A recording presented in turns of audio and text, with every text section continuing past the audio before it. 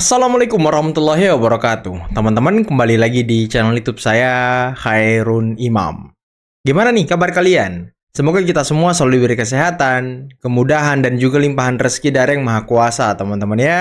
Tahu nggak kalian, di tengah kondisi ekonomi global yang tidak menentu ini, karena perang terjadi di mana-mana, Selat Hormuz masih ditutup, akibatnya dunia sedang diambang krisis global. Nah, di tengah kekacauan ini, ada salah satu tokoh bangsa yang sampai kemarin ketika beliau konferensi pers, sebut saja namanya JK, masih menyarankan pemerintah agar menaikkan harga BBM. Dan alasannya sangat menggelitik, teman-teman. Katanya sih biar masyarakat tidak sesuka hati menggunakan BBM, agar masyarakat tidak sesuka hati keliuran ke sana kemari. Tapi apakah sesederhana itu? Tentu tidak. Ada efek domino yang sangat luar biasa kalau BBM naik. Yang pertama nih ya, harga bahan pokok sudah pasti bakal naik. Dan yang kedua, tarif transportasi umum juga bakal naik. Ini bahaya, bisa memancing kemarahan masyarakat. Dan inilah yang tidak diinginkan oleh Presiden Prabowo. Makanya beliau hadir, negara hadir menjadi payung, menjadi pelindung agar masyarakat tidak menanggung semua beban ini, teman-teman. Makanya pemerintah tidak menaikkan harga BBM. Ya, kita bisa lihat Pertalite, Pertamax harganya masih sama, teman-teman. Walaupun negara-negara tetangga di Asia Tenggara ini semuanya sudah menaikkan BBM. Ini tentu prestasi yang sangat luar biasa dari pemerintah. Nah, yang kedua, Pak Prabowo melalui Menteri Purbaya akan menggelontorkan uang sebesar 100 triliun untuk subsidi energi. Ya, tujuannya apa? Agar daya beli masyarakat tetap terjaga untuk membuat masyarakat kehidupannya tetap stabil, teman-teman. Inilah pengorbanan yang diambil oleh negara. Tapi, saya punya video. Ini dari Presiden keempat Republik Indonesia, yakni Gus Dur, yang pernah menyentil Yusuf Kala atau Pak JK yang menaikkan harga BBM. Nanti kita simak videonya. Dan lagi, ada Bung Hasan Nasbi yang sedikit memberikan pencerahan kepada kita semua mengenai gerakan-gerakan yang mungkin saja bisa terjadi ketika BBM ini naik. Ada oknum-oknum tertentu yang bisa memanfaatkan ini untuk menggulingkan pemerintah. Dan terakhir, saya punya tayangan di mana Irjen Pol Purnawirawan Riki Sitohang mendesak agar berkas kasus ijazah Pak Jokowi segera P21 agar ada kepastian hukum. Tapi sebelum kita mulai, jangan lupa like, subscribe, dan share. Dan tanpa perlu berlama-lama lagi, mari kita mulai videonya berikut ini. BBM dinaikkan oleh Yusuf Kala. Bisa nuntut pada rakyatnya marah. Betul. Sekarang aja itu saya di mana-mana dengar rakyat itu marah gara-gara BBM dinaikkan oleh Yusuf Kala. Waduh. Jejak rekamnya dibongkar ya kan? Naikkan harga supaya harganya bukan hanya pakai BBM, kan mau punya mobil, mau punya motor, ya kan? Kalau harga naik itu akan otomatis orang mengurangi pemakaian BBM. Enggak otomatis sih, Pak. Tidak kerja. Enggak itu otomatis. Layanan pemerintah itu besar sekali. Apalagi kalau masih diminta pengusaha lagi, bagaimana penjualan, bagaimana produksi. Waduh. Ini Pak JK nggak belajar dari pemerintahan Pak SBY kali ya. Waktu Pak SBY menaikkan harga BBM, itu demonya berhari-hari, Pak. Dan terjadi hampir di semua kota besar di Indonesia. Dan tentunya berakhir dengan kerusuhan. Nah, ini yang bahaya. Nanti kalau BBM naik, orang aksi, orang demo berhari-hari dan ditunggangi oleh oknum-oknum tertentu yang ingin menumbangkan pemerintah, menumbangkan Pak Prabowo Gibran. Ini kan udah tercium nih siapa-siapa tokoh-tokohnya. Kemarin mereka ada halal bihalal ya kan? Kita bisa lihat siapa mereka. Nah, ini bahaya, Pak. Dan tentunya dengan pemerintah tidak menaikkan harga BBM, pemerintah sudah mengambil langkah-langkah taktis. Yang pertama efisiensi MBG yang dipangkas sampai 5 hari. Dan ini bisa menghemat 20 triliun, Pak. Dan yang kedua, kebijakan work from home di hari Jumat untuk karyawan dan juga ASN. Ini kan juga bisa menghemat energi. Bisa menghemat BBM. Inilah, Pak, pemerintah sedang berusaha untuk mengambil peran, mengambil beban yang tidak seharusnya dibebankan kepada rakyat. Jadi sepertinya Bapak harus belajar kepada Pak Prabowo ya. Kegiatan ini ada di setiap periodisasi presiden. Memang ada. Orang-orang yang ingin menempuh jalan pintas ketika dia kecewa dengan hasil pemilu. Di tengah jalan tuh dia ingin menumbangkan kekuasaan, dan mengambil alih kekuasaan tanpa menunggu periode pemilu berikutnya. Wow. Selalu ada orang-orang seperti ini. Nggak sabar dia. Padahal ngakunya pejuang demokrasi. Tapi orang yang ngaku pejuang demokrasi ini nggak mau nunggu sampai periode demokrasi berikutnya datang. Kalau kita kan sudah menetapkan periode 5 tahun ya. periodenya 5 tahun. Nggak sabar dia nunggu itu. Di zaman Bu Mega ada yang dulu demonstrasi minta turunkan Bu Mega, ada. Ada. Mahasiswa-mahasiswa juga ada. Di zamannya Pak SBY juga ada. Minta turunkan SBY ada. Banyak juga yang Banyak, ada. apa patung kebo juga ya. Ada yang membawa kerbau pada segala macam. Ada. Di zaman Pak Jokowi juga ada. Itu Bahkan di akhir jilid-jilid itu dulu ya. Iya. Bahkan ada di masa akhir-akhir masa pemerintahan Jokowi, orang yang sama juga menyerukan impeachment terhadap Ya, Pak Jokowi. Betul. Nah, di zamannya Pak Prabowo juga ada yang kayak gitu. Dan saya memahami bahwa pejuang demokrasi ini sebenarnya juga nggak paham apa itu demokrasi. Yang mereka pahami demokrasi itu adalah kalau sesuai dengan keinginan mereka. Udah sama kayak orang kulit putih di Eropa sama di Amerika sana. Dia akan ngomong demokrasi itu sesuai dengan isi perutnya aja, sesuai dengan kepentingannya aja. Kalau sesuai dengan kepentingannya, dia akan bilang itu demokratis atau dia tutup mata aja. Tapi kalau nggak sesuai dengan kepentingan mereka, nggak sesuai dengan keinginan mereka, dengan mudah mereka bilang ini nggak demokratis. Jadi layak untuk ditumbangkan. Itu sebenarnya di level yang berbeda sama dengan pikiran Presiden Amerika Serikat nih. Kalau buat dia negara ini nggak demokratis, berarti layak untuk diserang, layak untuk dibom, layak untuk dihancurkan, kayak gitu-gitu. Nggak percaya dia. Nggak boleh punya nuklir, dia nanti hajar pakai nuklir gitu. Nah, buat dia demokrasi itu kalau keinginan dia terpenuhi. Kalau keinginan dia tidak terpenuhi, dengan mudah dia akan tuduh ini tidak demokratis. Waduh, ini mirip-mirip kelakuannya seperti Roy Suryo, seperti Tifa, Refli Harun dan kawan-kawannya. Ya mirip-mirip lah, beda-beda tipis teman-teman ya. Makanya saya bilang ini orang-orang emang sok paten ini. Paten. Belajar demokrasi di mana nih orang-orang ini? Gitu. Kira-kira kayak gitulah penjelasan sok paten itu. 1967-68 ketika Anda jadi ketua HMI Makassar. Ya, 67. 67. Anda memimpin pembakaran gereja, biara, vihara, dan rumah-rumah ibadah non-muslim. Ya. Kasih gambaran sedikit kepada penonton yang mungkin tidak mengikuti peristiwa ini. Jadi hari itu apa yang terjadi? Bakar gereja.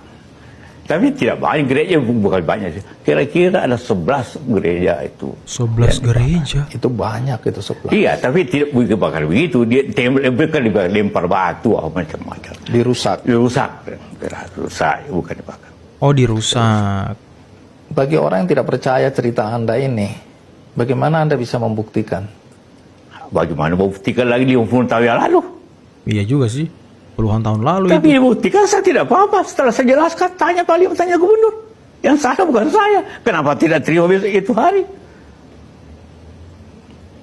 Kalau saya salah, saya ditangkap. Jadi pembuktiannya hari itu Anda tidak ditangkap. Tidak, Baik. tidak. Wow. Jadi harian saya diperiksa. Saya akan bertanya, ini mau ke arah mana penegakan hukum ini? Akhirnya orang berpikir, apakah ada muatan-muatan tertentu di balik ini yang memboncengi, yang kasihan Polri. Polri terasa seperti terkekang. Polri Saya terkekang. berharap para penyidik Polri nggak usah takut-takut, JPU segera aja.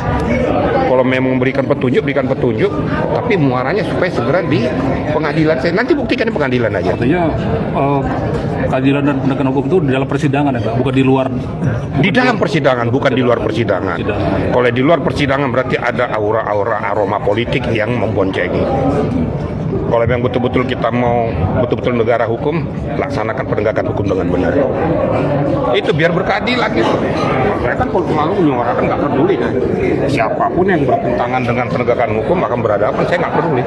Saya hajar betul gitu loh. Apa gunanya rakyat dong? Kasihan dong rakyat kita. Betul. Mereka mencari keadilan tapi tidak diberikan. Tapi kalau ke atas tuh kenapa tertutup? Ke bawah dihajar habis. Kan nggak adil namanya nih kan gitu loh. Masukan kepada Polri Pak. Ya, saya meminta kepada anggota Polri, khususnya penyidik. Saya ini mantan Karawasidik. Selama saya mantan Karawasidik, saya tidak akan mau mengebiri orang-orang yang mencari keadilan. Wow, keren. Bela mereka kalau seandainya dia benar, tapi berikan penegakan hukum pada mereka yang salah. Karena intinya kita itu kan membela yang benar. Itu yang saya lakukan selama waktu saya Karawasidik. Sampai saya selesai purna.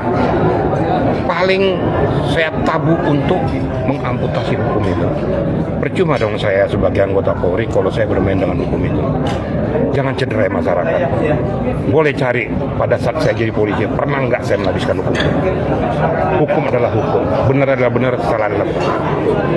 Mudah-mudahan para penyidik mendengarkan, JP mendengarkan, hakim di pengadilan juga berikanlah kepastian hukum kepada masyarakat. Itu kira-kira. Ya, kalau mau melaporkan sesuatu itu tentu ada subjek hukumnya, ada pokok permasalahannya.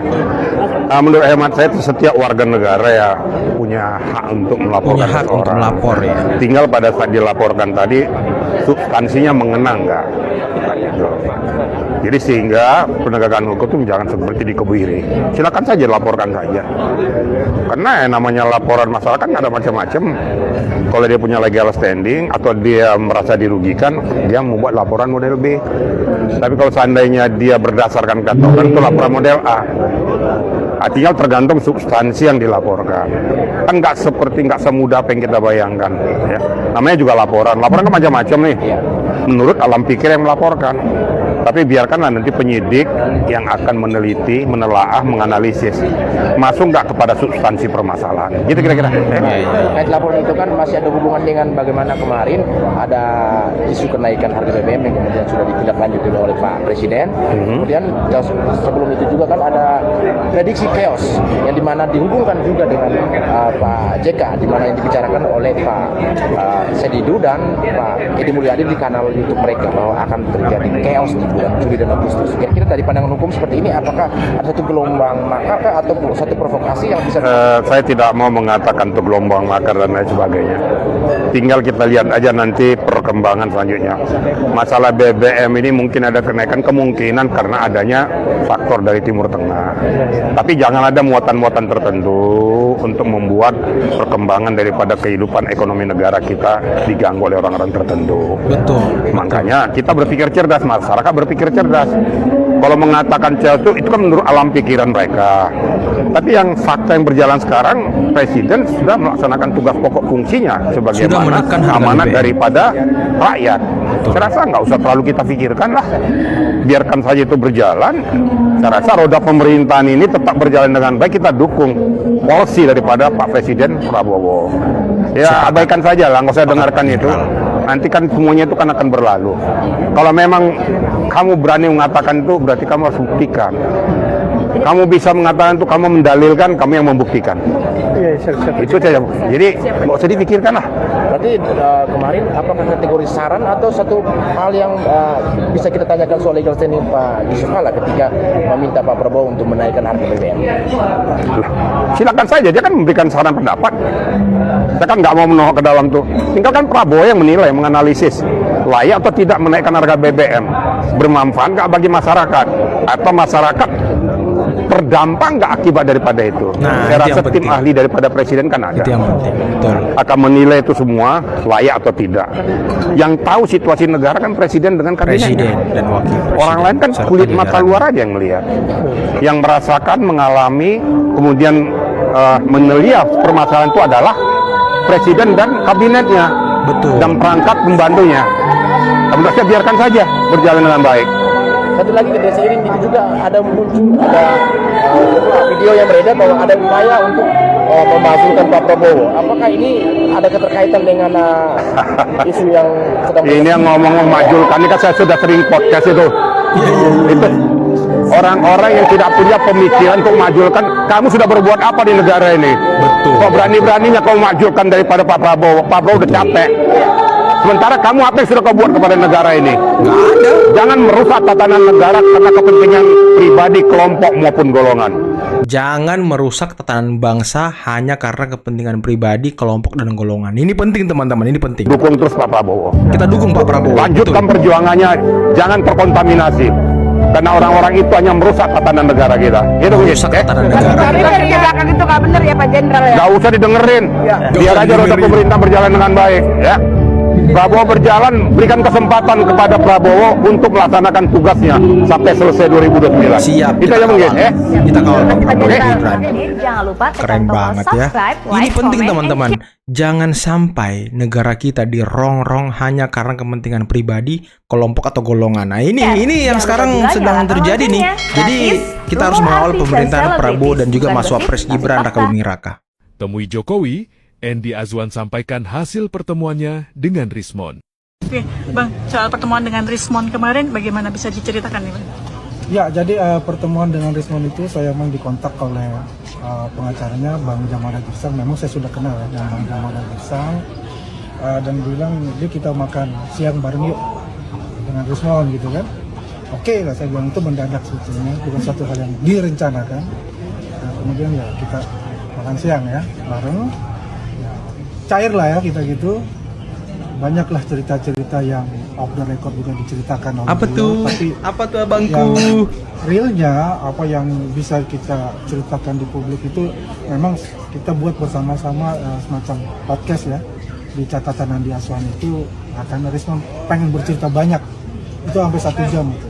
Jadi kita bagi dua untuk itu bagaimana pergulatan batin dia ketika dia harus keluar dari lingkaran mereka itu, terutama pada tanggal 15 Desember 2025 di gelar perkara khusus. Rupanya yang melihat jelas itu dan paling lama itu ada Rismon. Dan Rismon mengakui, saya melihat bahwa itu ada lintasan merah, saya melihat ada watermark, saya melihat ada emboss. Ya. Kalau mereka tidak, Heroy Suryo, Tifa dan lain-lain itu tidak, cuma sebentar doang ini. Tidak mengakui lah seperti itu. Terus saya tanya untuk itu. Setelah itu, kenapa berubah cara bicaranya gitu? Kayak seperti di podcast. Ya dia bilang ya itu ada penggiringan seperti itu kayak penasihat hukum menurut dia ya. Tapi Ada setelah penggiringan. itu, ya, dia bergulat hatinya itu. Akhirnya dia memutuskan setelah itu saya harus berbicara kebenaran. Itu dikatakan. Walaupun saya nanti dihukum, yang penting saya sudah mengungkapkan kebenaran itu. Karena saya tanyakan juga motivasinya apa untuk itu. Ya motivasinya sebetulnya dari awal saya ingin mencari secara ilmiah gitu, penelitian-penelitian itu berdasarkan metode-metode dia. Dan dia akui metodenya yang dipakai juga salah gitu kan. Nah itulah maka dia mau revisi 400 halaman itu, dia akan tarik, dia akan revisi lagi.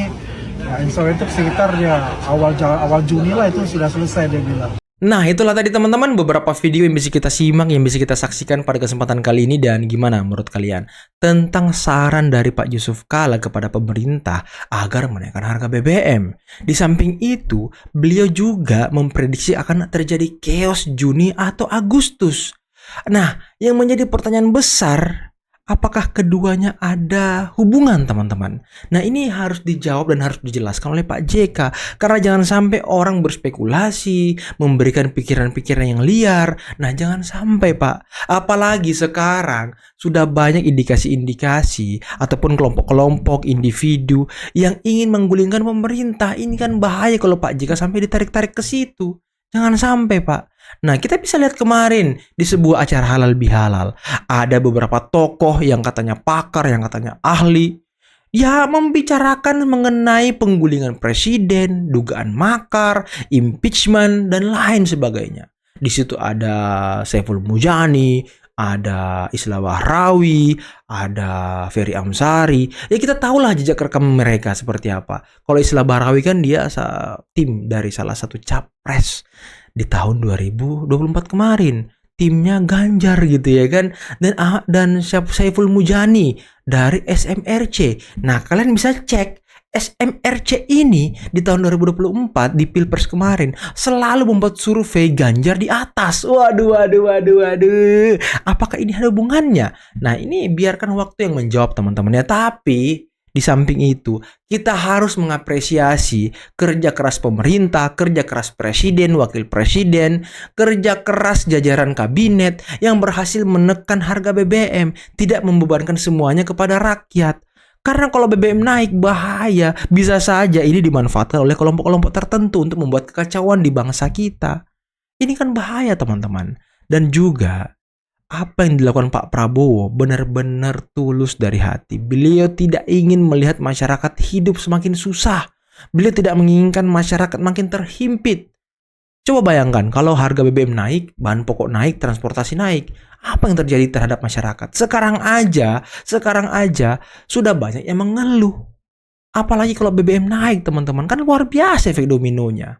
Dan di samping itu, ya Pak Jenderal Irjen Pol Purnawirawan Riki Sitohang sudah menegaskan kita harus mengawal Presiden Prabowo, mengawal kebijakan-kebijakan beliau yang pro terhadap rakyat. Jangan biarkan kelompok tertentu, individu tertentu merongrong pemerintah. Ini bahaya, teman-teman. Makanya kita harus satu suara, satu gerakan untuk mengawal pemerintahan Prabowo Gibran. Jangan sampai oknum-oknum ini bebas bersuara di luar sana, bebas membangun kekuatan, bebas membangun simpul-simpul massa yang nantinya bisa mereka ledakkan. Kan ini bahaya, teman-teman. Oke, jadi ini saya pikir prestasi yang sangat luar biasa. Negara-negara tetangga kita sudah menaikkan harga BBM, tapi kita berhasil menekan harga BBM. Oke, dan kita doakan semoga Pak Prabowo, Mas Wapres Gibran, dan seluruh jajaran kabinet selalu sehat dan selalu tepat pada koridornya, yakni berada di atas kepentingan rakyat. Oke, mungkin cukup sekian dulu video kali ini. Jangan lupa like, subscribe, dan share videonya. Akhir kata, billahi taufiq wal hidayah. Assalamualaikum warahmatullahi wabarakatuh. Bye-bye.